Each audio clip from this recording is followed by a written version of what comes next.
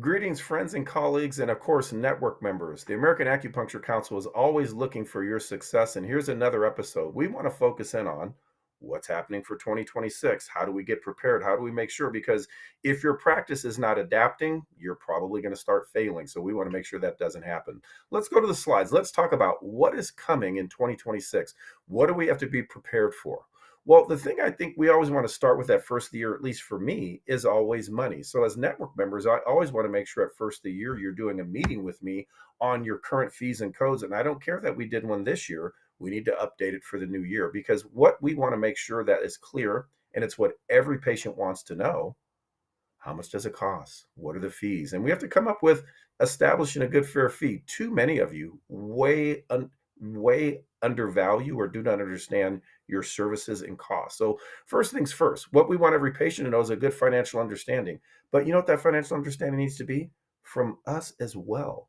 What is your cost of practice? What does it cost for you to treat a patient? Because that's how we're going to start to set our fees. We have to make sure the fees actually sustain the practice. So the financial understanding starts with us, but also the patient. They want to know, what's the cost? Do you have a difference for cash and insurance? That I assume many of you do, but what's legal for giving discounts? What about prepaid plans? What about using these discount medical programs, if any of you are familiar with those? What I want to make sure is that we have a clear understanding so that we can pass it on to the patient.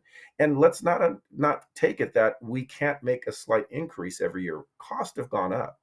If you don't increase cost, or if your cost have increased and you don't increase what you charge, you better have a very high volume. And for acupuncture, that often can be difficult because let's face it, many of you are going to see a patient 30 minutes to an hour, and that just limits how much you can see. So it's not unlimited. You can hear about a lot of chiropractors treating hundreds of people a day. That's not happening in acupuncture practice. So we have to value this properly. So let's make sure the patients have a good understanding because we want to make sure there's no surprise. Make sure, in simplest terms, you want a disclosure to the patient of what your costs are with a good estimate of costs. What is the first visit, follow ups? What services are we doing? What's covered by insurance? What's not? What are they paying out of pocket? This should be in writing, but given to them orally. And when you do this agreement, remember, agreement can't be any longer than 12 months. I would recommend every time they come in for a new course of care, reiterate it, have them sign something else because we don't want to reach a point where we have to go to collections or do any credit reporting. In fact, many states don't allow you to do credit reporting anyway. So, to avoid credit reporting, to avoid collections, how do you do that? Collect at the time of service. Collect an amount you think the insurance is not going to cover and have that paid by the patient. My rule is maybe make it about 30%. If the 30% turns out to be too much, it's much easier for us to refund back to the patient or credit them than it is to chase after money. So if you're not sure at all what the insurance pays, you might even collect 50%. What you want to make sure is insurance is not something we're expecting to pay everything but part. And until we know for sure, we're not going to give the patient any idea that, oh, it's going to cover in full until you learn that. And that's what we need to do. Have you really looked at the insurances that you've billed? What do they pay?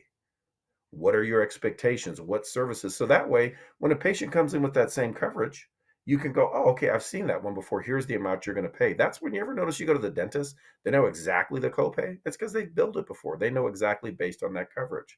What if you're all cash? Pay up front?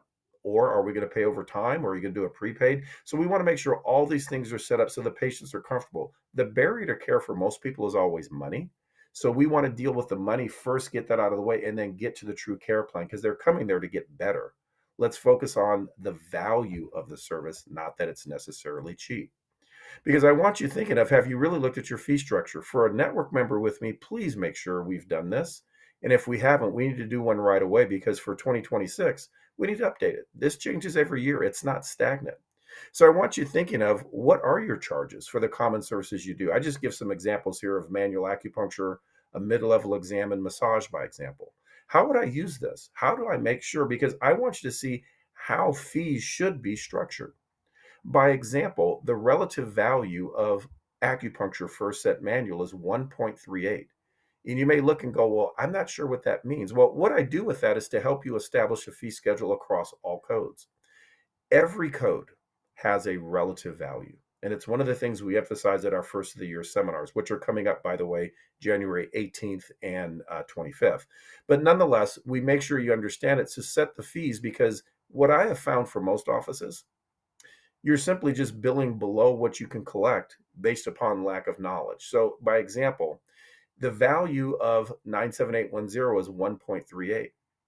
Let's say another code has a value of 1. What does that tell you the difference is? The code that has a value of 1 is 38% less.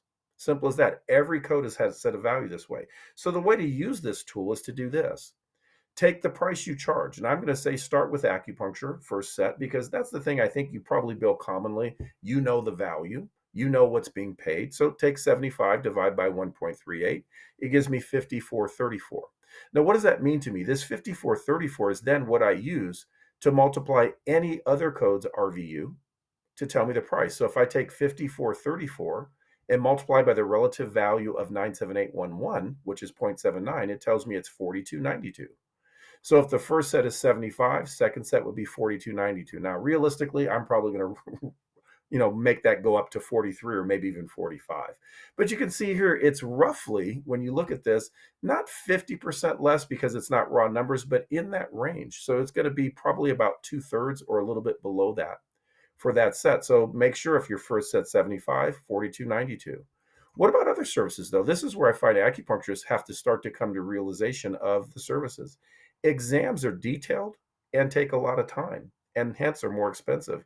Notice the value of 99203, okay, mid-level new patient exam. Notice it's 3.37. With 3.37, you can see here it's not quite 3 times the rate, but notice it's sort of 3 times the rate. Not quite, but just below. So notice it's 183. What I find often is people will charge exams for $50 or $60. Now, if you said, hey, Sam, I'm running mostly a cash practice, maybe you do it to keep it affordable. But understand if you're billing out to insurance, this is the value. It's worth quite a bit. Are you undervaluing? For many of you, you are. What about something simple as massage? A lot of acupuncturists do massage, and you'll notice the massage value is 0.92. It's more than the additional set.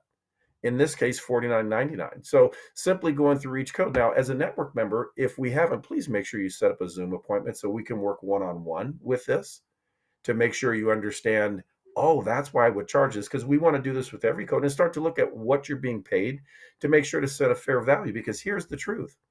In states like Michigan, Florida, Indiana, they literally take RVUs, which is double the Medicare rates for personal injury, work comp, and so forth in these states, or California work comp uses 150%. So keep in mind, for most of you, what is the cost of a first set in the Medicare rate? It's roughly about $50. So if you look at this at 50, if you're doing 150%, it would be 75. So again, just using those rates and realize those will update at first of the year. Now, how do you get those? Get with me, network members, of course, or come to a seminar so we can go through them because they will change. We're expecting a nice change for you this year, by the way, but we want to make sure you understand relative values hurt more than that. Look in these states.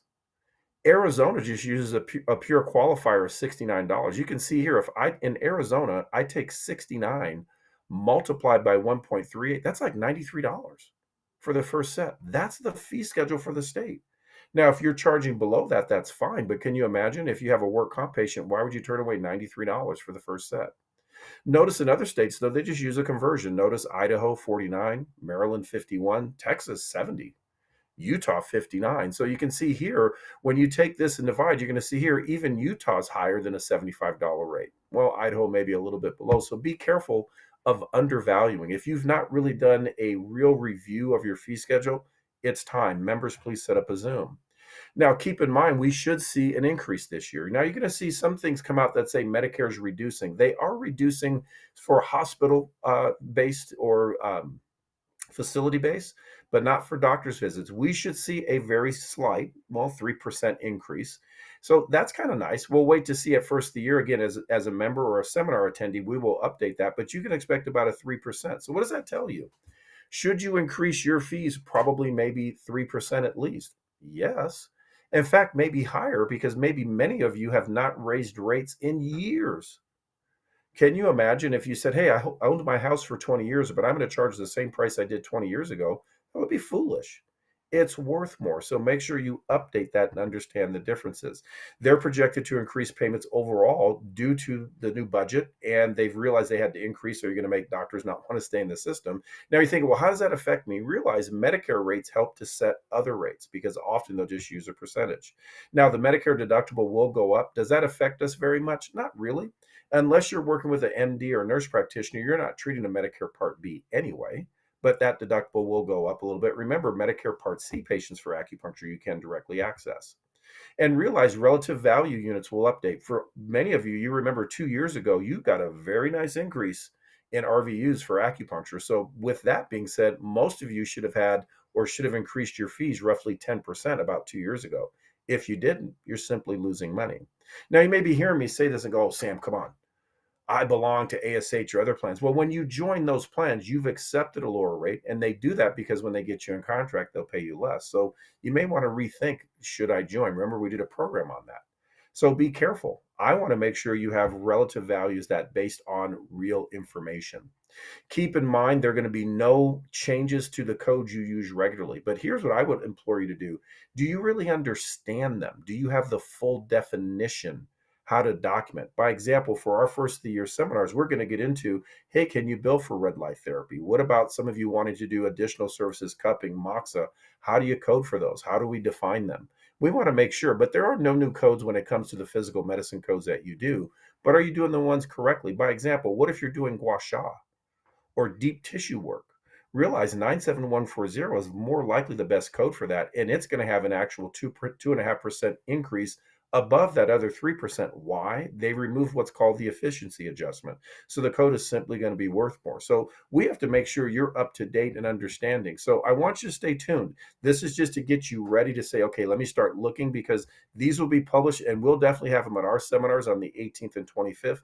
Network members, it's free for you. Just simply set up to register or give us a call. If you're not a member, please do so. We want to make sure you've got the right information. Your practice depends on your understanding of the business end, and that's what we do. So please make sure you're ready for 2026. I'll see you then.